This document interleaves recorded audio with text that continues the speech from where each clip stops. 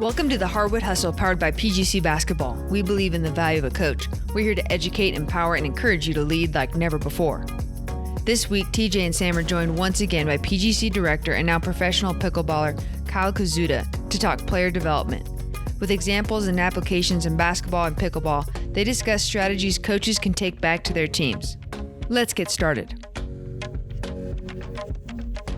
Hey, welcome to the Hardwood Hustle. We got a fun episode today, and it really ties into something we've got going here in PGC Coaching. For those of you that are members, and if you're not, feel free to join us. But we are going to be talking about player development. How do we better develop players? And this is one of those things where I think if you're not evolving, you're falling behind, because what we've learned over the years and what we did 30 years ago to train players or 20 years ago to train players, we're learning there's way better ways to do that. And so we've got a really interesting angle we're going to take today with a really good friend of ours, Koszuta, who was a college basketball player, a successful college basketball player. Well, that might be a stretch, but he was a pretty decent college basketball player, Kyle. And then he is worked with us at PGC for a long time and directing athletes and their player development. And then a while back, he decided to go pro in pickleball, and he was going to go all in on it after not even ever really playing. He said,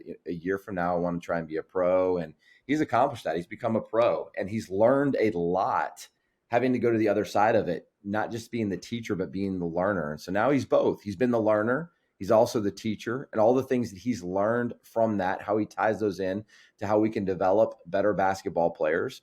But Kyle, it is great to have you on, my friend. Oh, TJ, that was awesome. I mean, are you reading off a teleprompter right now? I am not. That was a great opening.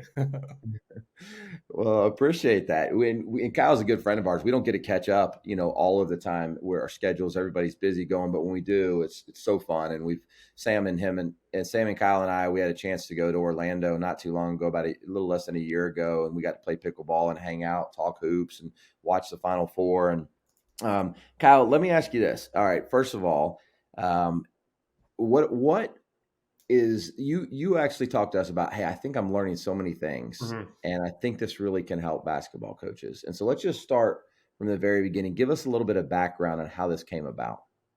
Yeah, well, actually, it's interesting. TJ, for everyone listening, TJ was the one that got me into pickleball, kind of directly and indirectly. In fact, Sam, you were in the car too. Before I go into that question, we were all doing. There was a coaching clinic going on in Phoenix, where I live. And we were all like, hey, let's go play pickleball. TJ's like, I've been playing. It's so fun. We've always, historically, us three have talked trash about tennis until TJ started playing pickleball. So we switched over. And I remember we were in the car going to Dick's Sporting Goods. We pulled into Dick's Sporting Goods, and there was no pickleball paddle. So we're like, oh, crap. Like, what do we do now? So we looked up another Dick's Sporting Goods, and there was not one close.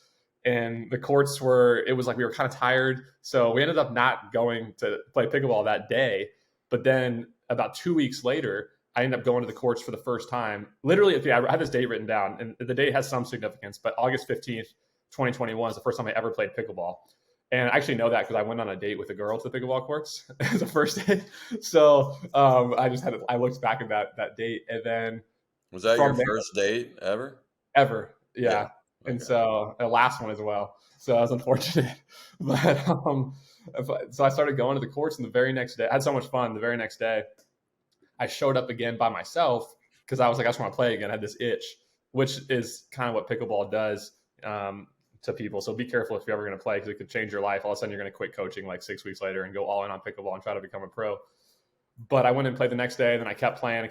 About 3 months later, August, September, October, November. Yeah, 3 or 4 months later, on December 15th, I decided I've been playing so much. I've been playing with better players. I've been improving fast, which is one of the reasons pickleball spreads. And it's so addicting, and people use that word addicting with pickleball. On December 15th, I decided that I was going to become a pro pickleball player. I was going to give myself 12 months from that date to become a pro pickleball player. So I started training.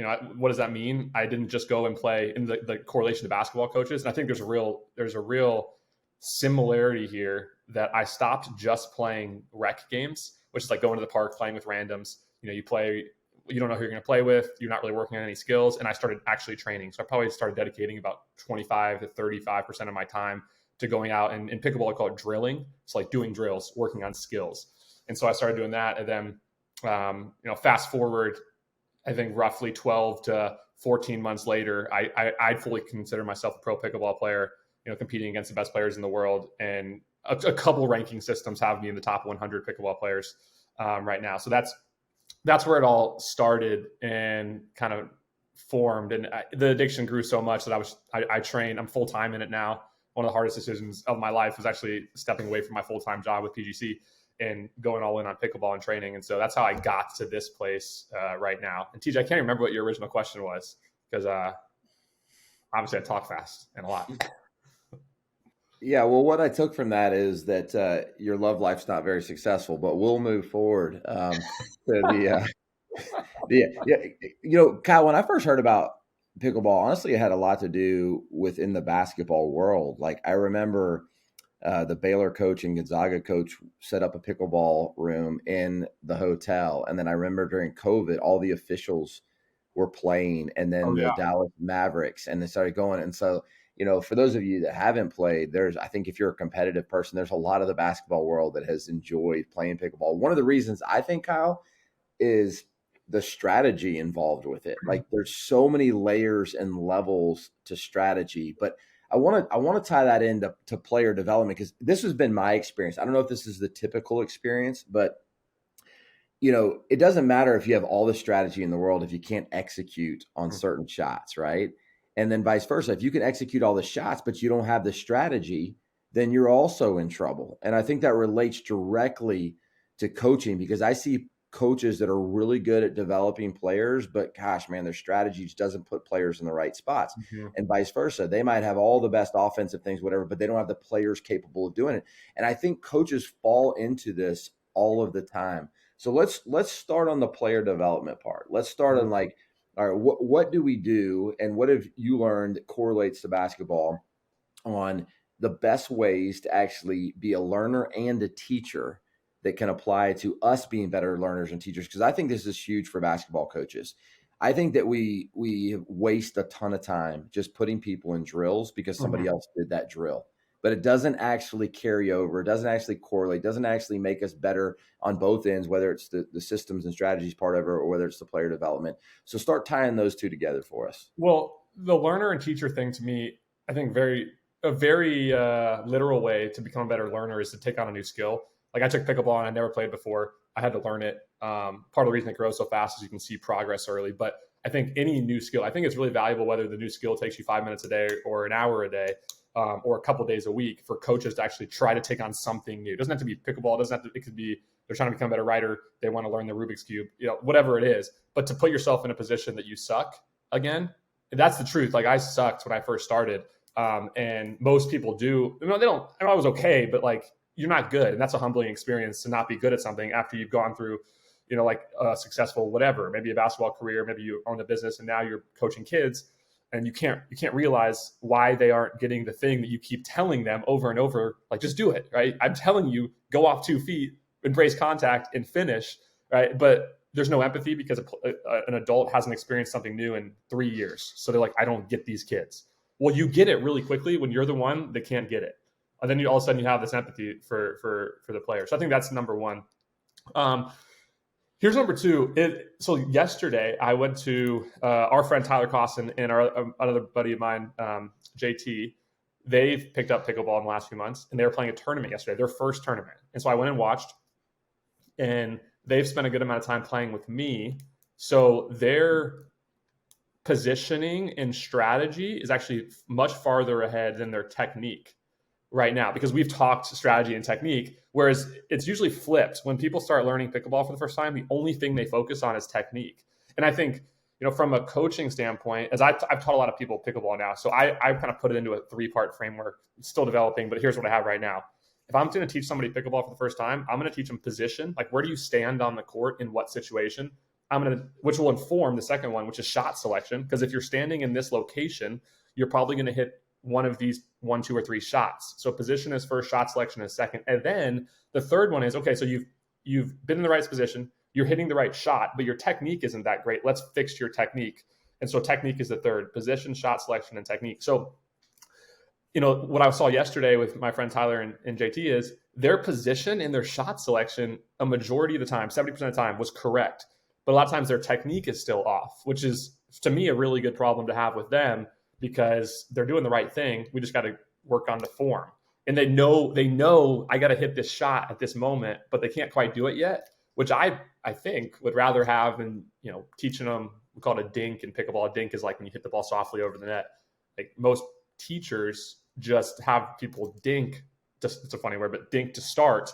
But then all of a sudden they go and play in their pickup games and they don't get to that because it doesn't happen in beginner play. And so they freak out because I've just been practicing dinks, but I don't know what my position should be or the shot selection I should take. So I think that, and then I'll throw it back to you guys, but I think that has a lot of application back to basketball, especially when, I've done a lot of PGC sessions and I've learned from you guys a lot and all the incredible teachers at PGC, that one of the big focuses at a PGC camp is that we're teaching reads. And then we're going to add the technique to the read versus like, this is the technique you have to have. But if they don't know the when, the where, the why, then sometimes the how can just be lost because it's just irrelevant to the moment because they're not going to know when to do that move. So, Sam, can you sum that up for me? Well, what I just thought about as you said that, Kyle, and we can talk on it, is like, to do that, I'm thinking from a basketball standpoint, okay, you got to play the long game, meaning if I'm working with a younger basketball player, I've got to be okay with them taking a perimeter shot or playing a, defense where they might fail, quote, I'm doing air quotes, where they fail, but I know the technique will catch up. So I may have a player guarding a really quick point guard, 25 feet from the hoop, and they get beat a lot, but we're teaching them how to guard 25 feet, or they're shooting that corner three and they're in 7th grade and they just haven't been alive on this earth long enough to get up the number of reps to be a good corner 3-point shooter. I don't know if that's a correlation. That's what I think of when I'm hearing you talk about the progression of position, shot selection, and technique. Yeah, I think it definitely is. I mean, watching Tyler yesterday, I'm a very hard coach on our friend Tyler. I just yell at him. He prefers negative reinforcement, but it's because I've been playing for a year and a half, and I mean, pretty aggressively studying the game. I mean, I'm obsessed with it, and I spend 7 hours a day probably either playing, like watching clips or film, or making content around the game. And so for me and for coaches who have been around the game for 30 plus years or 10 plus, whatever it is, all these things that we're seeing are so automatic to us. Like, I'm like, Tyler, no, that's like, I've told you, like, get up there to that kitchen line, so a line in pickleball that you want to be at to be more aggressive. And it's kind of like if you're standing 6 feet off the 3-point line, like, no, get to the 3-point line so you can actually take that shot, right? In pickleball, get to the kitchen line so you can actually be more aggressive to get a shot you want to hit. And it's automatic for me, but I got to keep reminding myself it's not automatic for him. But when he does do it right, like, I got to celebrate the fact that he was in the right position, even though he popped the ball up and they smashed it in his face. He is disappointed in the outcome. I was really excited about the decision he made to get into the right position and hit, the right shots. Again, to Sam, when we talked about this, the technique was just way off. So, and you guys talk about it all the time, I'm sure, on the podcast, but celebrate the thing you want repeated. I want Tyler to get back into that position again, even if he misses the shot. And I got to tell him afterwards, it's okay that you missed like 6 of those shots. You've only been playing for 3 months. You're in the right spot. 90% of people are not in the right spot, right? And they're hitting a different shot. And then they're critiquing the fact that their technique was wrong. There was actually a technique on a different shot where they should never have been standing in the first place. So it's like this loop in their head that's incorrect. So I could tell Tyler, no, you're in the right spot. Keep doing that. We will work on that shot next time we practice. Well, let's talk about that for a second, connecting the dots. I mean, I think there's a lot that goes into everything that you just said. I got a couple. The first one is the thing that stands out to me oftentimes, like when you're a coach and you're trying to develop players, you mentioned this, that my dad said to me a long time ago, this is going to be one of the hardest things for you as a coach. One is your passion for the game. Not everybody's going to have the same passion. And 2, your understanding for the game. Not everybody's going to have that understanding. You're going to have to be able to relate to them and help them to understand. So I see that all of the time. I see frustration on coaches' end of looking at a player and be like, why do they not get this? I experienced that yesterday in my daughter's game. Like, she is a really skilled player. I was watching the gym, and she was the best shooter out of 40 teams of all different ages. Like, her shot's just really pretty, but she is having trouble connecting how to get available all the time, like get into the right position. And to me, I'm like, why are you running to the elbow? Like, why are you like, and I can't understand why she's going some of the places she's going, when I know that if she would just do this, she would get her shot. And then after the game, she's like, I feel like I've worked so hard on my shot and I don't get many of them in the game, and did it. And I'm thinking, oh gosh. But I honestly am really trying to figure out how to connect those dots to her, because it makes a lot of sense to me. But how do you get inside the learner's head? You know, how do you get to that place of helping them? Is it just repeating and celebrating when they do it right over and over again? What are some other techniques besides just celebration of doing it correctly that you feel like can help the learner? Film. I mean, Yeah. like last night, it just happened that I also went to Tyler's house last night after the tournament, and I do a lot of pickleball content. So I actually filmed a number of their matches, and I started going through to clip them up because I want to make a video out of it for the people in my audience. But then Tyler was sitting next to me, and he was watching basketball, and I just started showing him what I was seeing and stuff that I had mentioned to him earlier in the day on our debrief. And it's like the number one way to improve. And I think we know it, but the thing I've faced a lot is it takes time. You got to set up the tripod, you got to film it. All of a sudden you just filmed for 45 minutes, and then you're going to work after, or you're doing something after, and you kind of forget to go back to the footage because it takes a lot of time. But I don't know if there's any better teacher than, or any better way to learn than having a coach and then watching film on yourself. Because when I showed Tyler a couple of the things, it just clicked immediately for him. I'm like, I told him, dude, your weight is so backward at this moment that's the reason you're missing this shot. And he goes, yeah, I got it. And then there was a perfect clip of it that I pulled up. We went slow motion on it, sat with it for like 5 minutes. And you could just and you guys know Tyler, he's super smart. He's a coach. So to see him suck at a sport is awesome, right? Because he doesn't suck at a lot of things, but then he sees it and he immediately learns. And so, I think, for your daughter, it's hard. I don't know if there's film. I think celebrate what you want repeated works, but the moment you can see it and then just point out like, hey, you see how there's a huge gap of space here in the corner and you're standing on the elbow. And then because you're standing on the elbow, your defender is standing next to you. And all of a sudden there's 4 people within a 5-foot radius. Like, go over to the corner and outside the 3-point line, look how open you'll be. Or do you think you'll be open? Yeah, I'll be wide open. Okay, perfect. Next time we do that, I'm going to highlight that or whatever, right? Now she's seen it. She has the image in her head, which, last thing I'll say is I just watched some film of me playing horrible. I played in Utah 2 weekends ago. It's been it's an up and down journey. I'm playing the best players in the world. Like, first round, I'm playing some top players, and I was horrendous. I watched some of the match back. I actually had to turn it off. I was embarrassed with myself. But that's learning, because I was not in the stance ready to play. I was being lackadaisical. My technique was super flawed. It was just lazy. And I noticed, and I kind of felt it, but then when I saw it, I was so embarrassed. I'm like, I got to change this immediately. So to sum it up, film, TJ, I think that's a big way if you have the capability, which we all have phones. So however you can organize that, Sam. Yeah, another thing I'm thinking about, Kyle, so you've gone all in on this thing, which is fascinating to me. Like, it takes a lot of courage and audacity, I think, to leave a career and go all in, a little bit cold turkey. Here's my question. In everything you've learned over the last year and a half as you've gone all in, if you were to take those learnings and rewind the clock 15 years to when you were training, as a high school player, basketball player, you went on and played Division I and Division II basketball. Like, what would you tell TJ's daughter or my sons as a young student of a game? It could be basketball, but it didn't have to be limited to that. What are those learnings you've had? You're like, yeah, I would definitely do this different. Okay, I got 2. I'd ask way more questions to the people who are better than me and my coaches. I would be like a very big annoyance.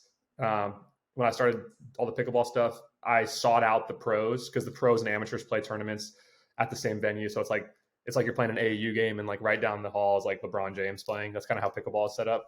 So you could just walk over to LeBron after the game and be like, hey, how do you pass so well? So I did that a lot early, and I use social media as a way to I interviewed a lot of players. And I did that early on. And so I asked a ton of questions about certain things. And I was like, hey, how do you train? What do you do in this situation? Just kind of one-off questions at multiple tournaments. So if I were to go back, I would ask way more questions to people, because you just don't know. Like, you can watch all you want on YouTube. You just don't know. Like, you don't, like Tyler and JT, they just don't know. So they're evaluating themselves on knowledge they don't really have yet. And so that's one. The second one is, I've been somewhat maniacal about this, and I still haven't really figured it out, but the intentional training, just what do I do when I go out on the court? Like, what am I working on today? I mean, when I grew up playing basketball, I did the exact same thing. I just shot corner threes, wing threes, top of the key threes, wing threes, corner threes. I did a couple of one dribble pull-ups, and I was like, that's my workout for the day. It's not wrong. Like, it's better than nothing. But the thing I'm always thinking about is, and we've talked about it a lot of PGC, like, what happens most in games? And I did the same thing in pickleball. What happens most in these games? And I'm going to drill the heck out of that. And in pickleball, there's like 3 or 4 things that if you don't master, you just can't win at the highest level. And so, like, TJ, like speed ups, for example, this thing called speed ups in pickleball. You're close to the net, maybe everyone's hitting it slow, and all of a sudden you decide to speed the ball up faster and try to win the point. Okay, so if you can't visualize that, it's okay. But the point is like, there's another thing called drops. If you can't hit a third shot drop, which would be like the comparison would be like, if you can't shoot, dribble, and pass, if you can't shoot well, if you can't handle the ball through pressure, if you can't pass to a person cutting to the rim, like, ignore combo moves for your entire life. It doesn't matter. It just doesn't matter, right? Ignore like all these different fadeaways. It just doesn't matter. And so what I've learned that a lot over time is I just go to a tournament, I learn a ton. I'm like, shoot, I haven't mastered the 3 or 4 basic fundamentals, and I've been spending way too much of my time working on the nuanced things that happen 1 to 3 times in games that are valuable and can help you generate offense in pickleball. But none of those things even came up because I couldn't do the fundamentals first. So in summary, that's a good question, Sam. It's smarter questions, and a lot of them to people who are better than me, and intentional training. And also, one final thing, I've just been experimenting and doing like way more narrow focused training, where I'm choosing 1 to 2 skills and I'm going at it for like 90 minutes in a training session. So I know I'm leaving like working on these 2 things versus, tournament play. I'm like refining. I might do 7 or 8 things to hit on everything. But like, I'm in like a mode right now. I'm not playing a tournament for a month. I'm kind of building my plan. I'm going to go 1 to 2 things every day and just level those things up. Well, I know TJ is going to ask something. I want to say something real quick on what you said, which, like, you shot a lot of, you said corner, wing, top of the key threes. And I would actually say that might be the equivalent to the third shot drop in pickleball, meaning that happens a lot. And so a lot of kids don't shoot enough catch and shoot threes, and they do spend time on the 4 dribble combo move that'll happen once every 8 games.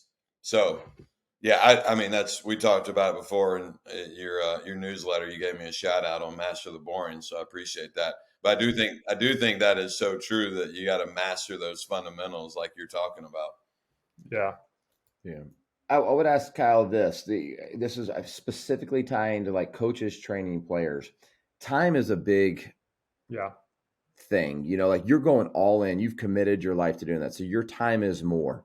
One of the biggest, difficult spots coaches get into is time. What do I do with that time? So a second ago, you alluded to like, gosh, I need to lock into 1 or 2 skills. And there's this pressure, I think, in basketball when I go into a training session for 30 or 40 minutes. And because we don't even always have 90 minutes. So let's just say it's a 45-minute training session. There is this thought of, I need to get ball handling, passing, shooting, jump stops, reads. Like, there's just a lot to get in. If you had, I'm going to put you on the spot specific, kind of nail you down on this. If you had 45 minutes 3 times a week to work on your pickleball game, right? So that's more maybe my life, right? I got 45 minutes 3 times a week to work on my pickleball game. But specifically a basketball player, they've got that amount of time. Are you cross training? Are you doing something different every day? Are you chunking and going into like just one skill for 6 weeks, then move on to the next? Because I think this is the one coaches have a hard time making a decision on. Well, if I work on this and they're not working on that, if I do this, they're not working on that. And so a lot of times what I see happen is they go into a workout and work on everything. And 6 months from now, they're really not that much better at anything. They're kind of a little bit better at everything, but not really solid at one thing. So that is, in a nutshell, that is a dilemma that I think coaches get into all of the time. Based on your learnings, what is your recommendation on how to handle that time and making sure that it's being utilized to actually improve a player? Yeah, that's a good one. So I'll take the pickleball perspective. Well, I think before I would try to establish what are the three things, I would establish a principle and like an operating method for my, and this is kind of what I'm doing right now, but I think for coaches, I mean, one, like what's the principle? I would think really hard about my team, who I have as players. And then I would think, what's the, like, if we're going to choose one skill for this session or one primary skill, maybe say 80% of the time, what's the one skill that has the biggest domino on a lot of other skills? So, if you're doing zigzag ball handling for 30 minutes, that's probably not going to correlate, or probably not going to knock any other dominoes over and move, multiple things could happen. But if I'm say I only have 45 minutes, I'm probably going to play a lot of games. I might have a narrow focus. Like today, our main focus is reads, and that's what we're going to coach. So we're going to play a lot of 2-on-2 games that reads is the focus. So coaches, we're just going to be celebrating the reads today. We're not going to be like, if they miss shots, I'm not even putting attention there. So it's probably a lot about where you're going to put your attention, but I'm not going to go super specific in basketball drills because I'm a pickleball player now. But here's what I would do. My principle would be, what's the domino that will have the effect? And then my behaviors for all three of these would actually drive the three things. My behavior would be jog everywhere all the time. And like for pickleball, you're playing, you might have a bucket of balls. You waste so much time in pickleball. Like I train with a lot of different people, and I know who I like training with because I know who has more of a sense of urgency. So some people want to like sit around and want to pick up the balls for 20 minutes and talk for 15. I just want to like jog, get the balls, pick them up, get back and go. Right. And I think that's one. If everyone jogs everywhere, you're going to maximize more time. So then the behavior is jog. So I think the three things for me, I'm picking the three, I wrote them down, the three things that happen most in pickleball. It's called a drop, transition game, and dinking. Like if I could master those three things and I only have 3 days a week, 45 minutes, I'm probably going to alternate and see what I find have the biggest outcome. Like I might do 45 minutes of drops one day, 45 minutes of transition one day, and 45 minutes of dinking, or I might do 2 of each just to give some variety. I don't know. I don't have the scientific proven method here, but I'd probably go like drops and transition for 45 and then transition and dinking for 45 the next day. If I didn't have time to work out another part of the day, I'd probably stop at some point and just do 10 push-ups every time I pick up ball. Like I would just add things in and I would just move more with a sense of urgency. So yeah, you guys probably know way better. I mean, obviously you know better than me, but with coaches, I'm guessing a lot of practices are just slow because I've been in a lot of practices. And that's one thing. So like, if you only have 45 minutes, it's a lot. I definitely get it. It's hard to get everything done, but just moving quicker will get more things done, and you can probably get, now I'm trying to think about coaching here, but I haven't coached a team in a while. So flip it over to the player side here. Okay. So you've gone through, in college basketball, you put a ton of work into your shot, thousands of shots over and over again.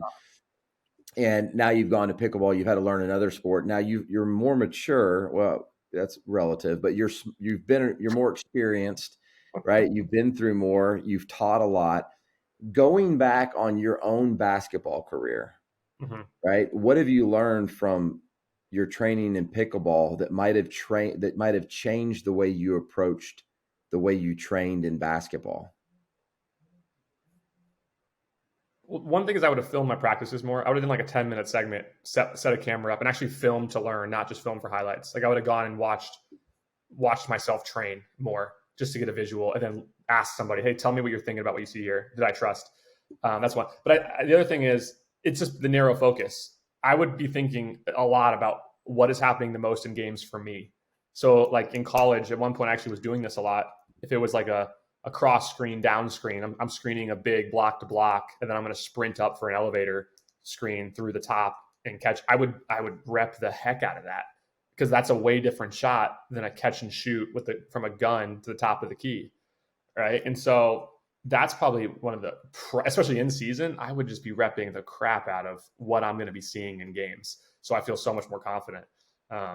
versus kind of, and the final thing I say, as I would just walk in with a piece of paper that actually had something written down on it that I was going to be doing that day. Like I do that in pickleball all the time, and it helps. It just helps a big portion of the time. So more structured training would probably be the number one thing.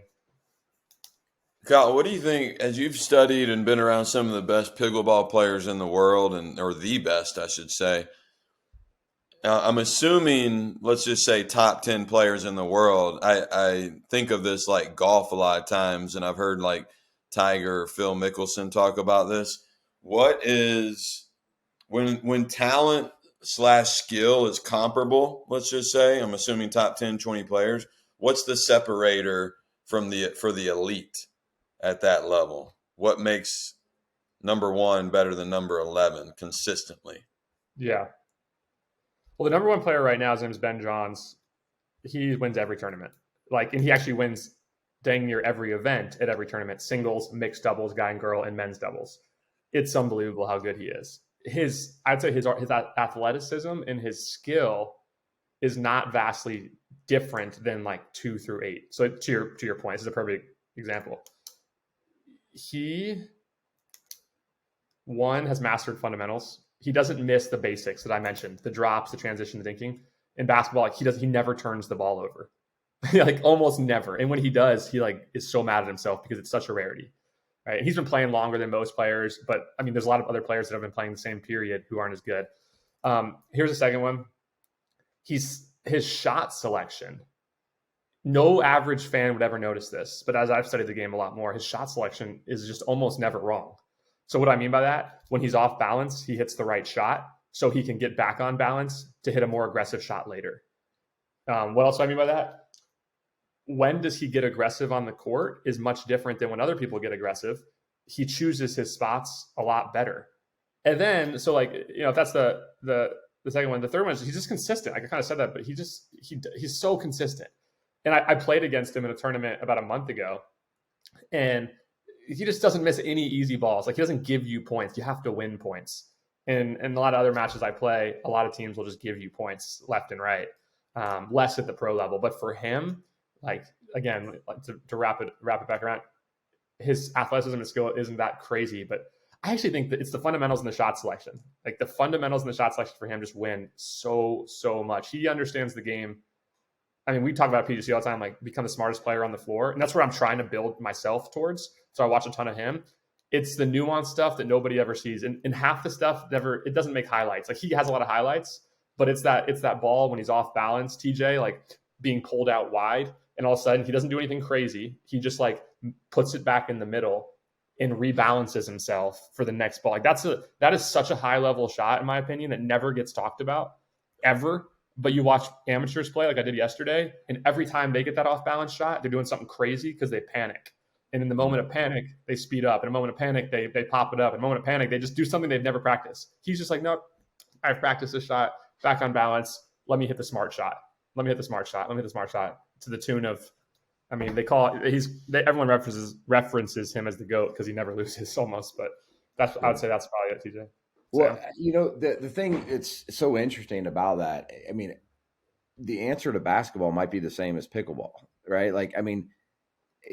How many times we talk about this with shot selection, we teach it our PGC course, and we've done it a whole bunch of times, but 1, 3, 5, 7, and a 9. And what's the most common shot you see when you walk into a gym? It's a 5, right? And when you go watch pickleball tournament, if I got that ball going out wide and I'm off balance, I'm definitely shooting a 3 or a 5 at best. Yeah, and he's hitting a set, you know what I mean? And that's what we talk to our teams about, just hitting singles. Just make the simple, smart play. We talk at PGC sessions about staying away from the ESPN highlight play and just making the right one over and over again. And occasionally that one will come. And the best in the world in pickleball is probably what most of the best in the world in basketball are doing. And especially at the lower levels, the teams that win consistently constantly work on their fundamentals, whether it's the peak or a playoff 2 or whatever. They have great shot selection. They're constantly improving, and you see that happen in the same thing in the pickleball world. One addition to that, so okay, TJ, Tyson McGuffin was in town a couple of days ago. For those who don't know Tyson, he's been around forever. He's a top 10 guy, really, really good player. and he was in town. I got to play some pickup with him, and I played him in a tournament in Daytona. Actually, your brother TJ was there watching this match, and I played him really well. We lost like 11-8, 11-3, but it was competitive. They were really good points. I felt like we competed well. But I walked off the court. I was like, I'm not that impressed by Tyson, and people say that a lot. Like, I'm not that impressed by this player and that player. But so often it's so wrong, because things they did on the court didn't, quote, impress them, because, to use basketball language, they didn't shoot the fadeaway and make it. They didn't have a crazy combo move. They just did the right thing over and over. And so I played with him again, and my buddy said something similar. He's like, yeah, Tyson just, like, his hands are just okay. They're not that fast. He dinks it well, but not great. And I played with him again. I'm like, hold up. Actually, he's unbelievably good, because he plays a little bit like the Spurs. Like, you feel like maybe you could, like, there is a little bit boring to watch, people would say. I don't think they're boring to watch at all, right? But people say it's boring to watch from the outside perspective, but they win over and over. Like, Tyson just won the tournament last weekend, and he just does the right thing over and over. He doesn't miss the fundamental shots. And you leave the court feeling like, I could play with him. But at the same time, he's going to beat you 9, 10, 11 out of 11 times, because he's going to hit the right shot 95% of the time. And that is just like such a separating, for me, it was a breakthrough, because my friends were like, he's not that impressive. I'm like, no, you're missing the point. He's so impressive. He is so impressive. The fans don't always, I think he's impressive in certain ways, but the fans won't always say that the Spurs are amazing. The fans won't always say that Kawhi Leonard is like because Kawhi Leonard isn't the most flashy player in the world. He plays off two, he bullies people, he shoots threes, he does impressive things, but they're simple, they're basic, they're consistent. They happen over and over and over. And it's so hard, like the highlight culture in basketball, it's the worst, because like it's the coolest looking thing. But even new pickleball players, they're working on the highlight shot, which is, not to go into the details, but it's like a speed up, TJ, right? They're working on a highlight shot. It's like off balance, and it works 1 or 2 or 3 times, right, in a match, which tells them in their head, okay, this is a good shot. It actually ends up leading to 5 or 6 mistakes down the road. And pickleball doesn't have a bunch of stats right now. So they don't know that they just had a crazy highlight that actually led to going 1 for 7 in the same circumstance, which is a horrible percentage, right? Tyson's going to hit the same shot 6 out of 6 times. Just like you shoot that fadeaway and you make it, it's like it gives you the right to shoot 4 more fadeaways. It's like, no, like you got lucky, shoot the on-balance shot. Yeah, and that's one of the hardest things for coaches to coach, I think. Sam says it all the time, master the boring. And sometimes that just reset pickleball shot, or that shot fake, or the pass fake, or whatever, it's boring. It's not. And I think it's getting harder and harder for coaches to sell that message. I wonder if it's the same in pickleball. I think it's just getting harder to sell the message of these are the things that win, because these are not the things, going back to what you said earlier, that are getting celebrated. What's getting celebrated is that shot, going back to shot selection, that was a 3 or 5 that went in. And that's what's getting celebrated. Therefore, players saying, well, if that's getting celebrated, I want to get celebrated. I want to do this. And I think it's just a tough road to navigate on selling that consistency to players. People say, what's the biggest difference in average and champions? To me, it's just consistency, and can players become consistent in those little habits? Like Sam says, master the boring. Or, if Kyle wants to be great at pickleball and he wants a chance against Ben Johns, can you be as boring as he is? Like that's a really hard thing for young people to understand. Well, what do you think about this for coaches? Because pickleball doesn't quite have it yet. It's trying to, but basketball has so many statistics. And at PGC camps in the past, people have come up to me and showed me we've seen it online, Twitter, 2-foot stats, right? When this team goes off 2 for an extended period, 10 games, like they make 70% of shots when they go off 1, they make 23%. That's like a drastic change. Or I remember a tweet that went out a while ago, when the ball changes sides, when the ball moves from left to right and then from right to left, when it changes sides twice, the percentage that they're going to score goes up by 35%, or I don't know what the stat is, right? But all of a sudden that is such a dramatic stat that shows your team that ball movement is key, and that playing off 2 is a better way to play a majority of the time. So do you think for coaches, what's a tactic they could use? You could celebrate what you want repeated. You could show up, put up the film, and say, like, this is what we want. This is so good. They go home, they're on Instagram, they see like crazy shots, and then you kind of fight in that battle. But how much of an impact does the stats have? What do y'all think? Yeah, like to show those. I think that you're hitting on something that I think is really important for coaches to know and understand. Like, I think we have to fight harder for player development and connection to what wins than we've ever had to fight, because you're fighting against so many things. So I think if you rewind 30 years ago and you say, don't shoot this shot because I said so, do this because I said so, it worked way better. I think the sell today oftentimes is, let me show you the stats or analytics. Let me show you the film on this. I feel like we have to validate and prove more than we've ever had to prove. And so it's interesting to hear, like when you said, all right, well, we need to film it. All right, we need to rep out what shots happen the most. Like, I think we have to be a good player development coach this day and time. I think you have to look at it from a lot of different angles. And I think with PGC sessions, we do a really good job of that. Like, we'll talk about it, we'll teach it, we'll watch it on video, we'll see pros doing it well and not doing it well. And I think trying to hit all of those learning angles is really, really important, because I do think this generation does need a little bit more proof to make sure that, or to believe that this is what I need to do. What about, Sam, what do you think about this idea, to build off that, TJ? What about, you're in practice, whether it's off season or maybe it's in season, and everyone kind of, I think, has the ability, whether they're doing it or not, I think, whatever, they could film their practices in some way. Figure out the logistics of this, but you film your practice. You say, maybe it's the scrimmage portion, or maybe it's just maybe it's a game. You give a 15-minute segment to one player. You have 10, 15 players on your team. Everyone's going to get a homework assignment over the course of 10, 15 weeks. And their presentation has to be 15 minutes or less. And this could be really valuable 15 minutes of practice time here. Sam is player 1, TJ is player 2. Sam, you're week 1, TJ, you're week 2. Sam, you're going to go watch this thing, and you can give them some principles to operate by, some framework to think through. You're going to break the film down. This is your homework assignment. All right. And so maybe they're looking for 2 or 3 things. They have to come back, present it to the team, and maybe even do stats on it. Like, it could be like a 2 or 3 hour project. And whatever it is, they come back with the stats. How many times you go off 2 and do we score? How many times did the ball move? Whatever the stats are you want to do. How many high fives do we have? Come back and teach us. So every single player would have to do that. And there's like a peer pressure. Like, after the first, you pick your best player to do it first, your best communicator, or whoever you think is going to have the, set the tone. And then all of a sudden you have 12 weeks of film breakdown that, 1, you've empowered leadership, and 2, each player has had to do a breakdown and tell everybody else something that is working. So the coach isn't preaching it, but a player is preaching it. I mean, I've never thought of that, but it feels like it could be a decent way to put more work on them and have them buy in a different way. What do you got, Sam? What do you think?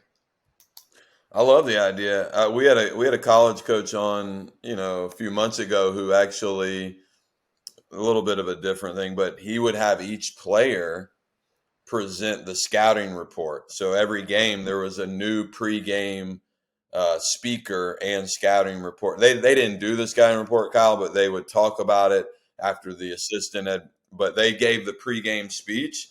So over the course of 30 games, you had a different player giving a pregame speech, just because this coach is like, they've heard me all week. What am I going to say in a pregame speech is going to change the trajectory? But he was empowering his players. So anytime, at a high level, anytime you can enroll your players into the process, I think it's money. So that's a good idea. Yeah, it made me think of, I think what you're talking about here, Kyle. Tim Elmore. I know he talked about this a while back. I remember hearing this a few years, but I think you're right on. The epic learner, they're experiential, like they want to, right? And then the P, participatory.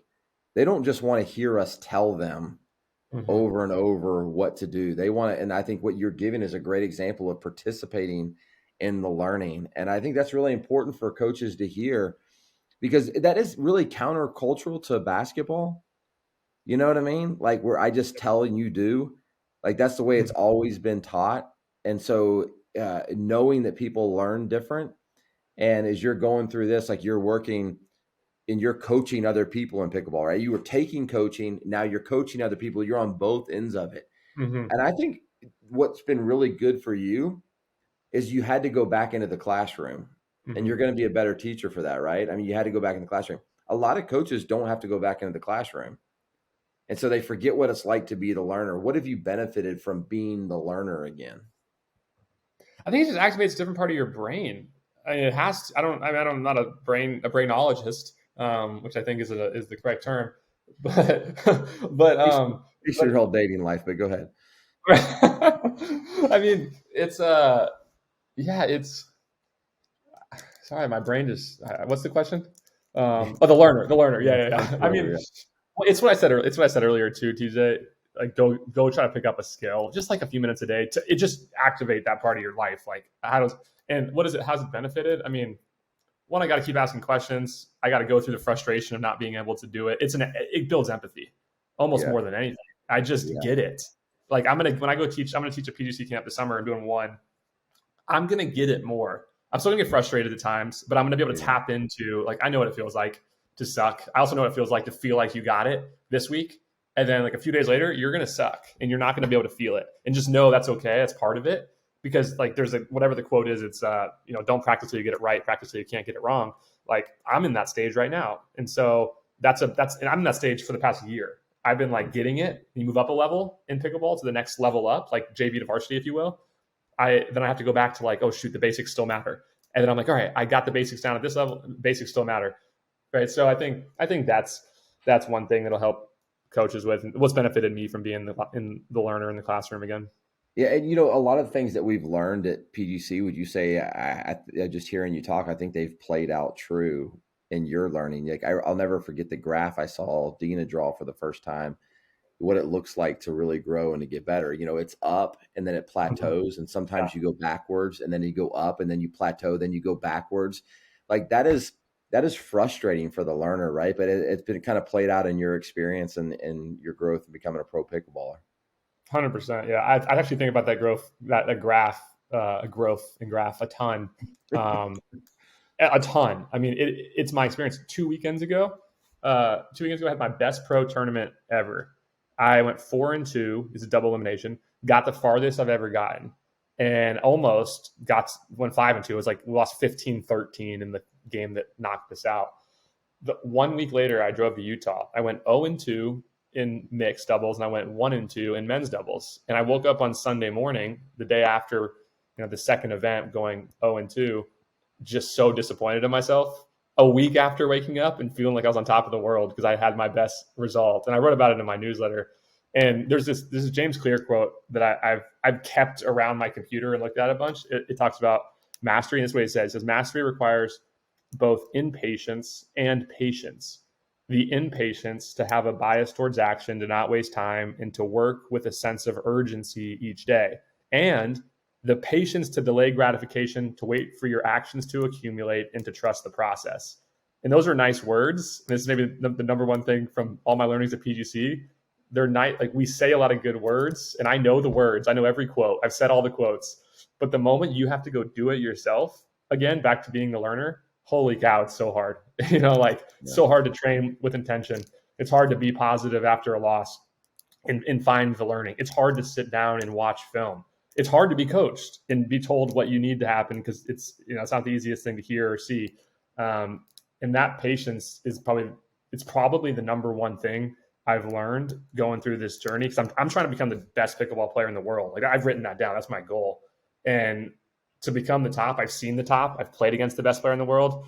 Holy cow, do I have a long way to go, but I want to get there. So. Well, Kyle, so one of the things I think coaches make a really big mistake is only learning from basketball people. I think that there's so much to be learned out there. Like, if you want to be a better leader, there's a lot of people to learn from in football, pickleball, business. There's so many different ways to learn. If you want to become a better teacher, right? Like, honestly, sometimes I think if you just look at basketball coaches, you might be looking at not the best teachers in the world. There's a whole bunch of, they might be teaching music. They might be teaching school. They might be teaching. So, Kyle, you do a great job of that, of really putting yourself in the learner's shoes. And you've been that athlete, you've been the coach, the teacher of basketball. Now you're doing it at pickleball. I'd love for people to follow you. Where can they follow you if they want to learn more about what you're learning? Maybe because they just want to try pickleball, right? Or maybe because they want to be a better teacher. Where can people follow you at? Because you already have a huge following. And also, where can they follow you to laugh a little bit? Because you also put some pretty good funny videos out there. That's TJ. You're a good setup guy. I tell you what. So I write a weekly newsletter. I've written it for like 70 weeks in a row. Actually, I took a week or two off at one point. But thatpickleballguy.com, spelled how it sounds, thatpickleballguy.com, and I send it out every Thursday. I give a helpful pickleball tip. I try to share an entertaining video, and I give an update on my journey playing pro pickleball, the ups, the downs, all the stuff that's happening in my life on playing on this tour. And then if you actually want to play pickleball for the first time, go to my YouTube channel. I put a ton of YouTube content out. It's just youtube.com/@thatpickleball guy, or type in that pickleball guy to YouTube. A lot of educational stuff. And then I do like some educational, but I do a lot of try to be funny. I try really hard. So, you can be honest with me on Instagram and TikTok, that pickleball guy. So it's the same across all platforms. But I'm just having a blast creating content around the sport and playing it. This is like the most fun I've had in a long time. Except for when I was at PGC. I love PGC. Yes, exactly. There you go. Obviously, you can see my skill as a setup guy. If anybody lives in the Phoenix area, Kyle could really use a setup guy in his love life as well. He's not real capable on his own, so we would love to find somebody that could be a setup guy for him out there.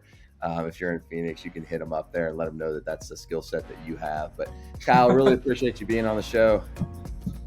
Oh, thanks, TJ. Thanks, Sam. Yeah, absolutely. Hey, he is Sam. I am TJ. We are the Hardwood Hustle.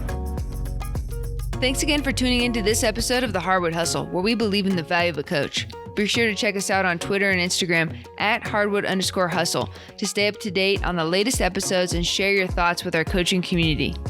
From the Hardwood Hustle team, thanks again. We can't wait to be with you again next week.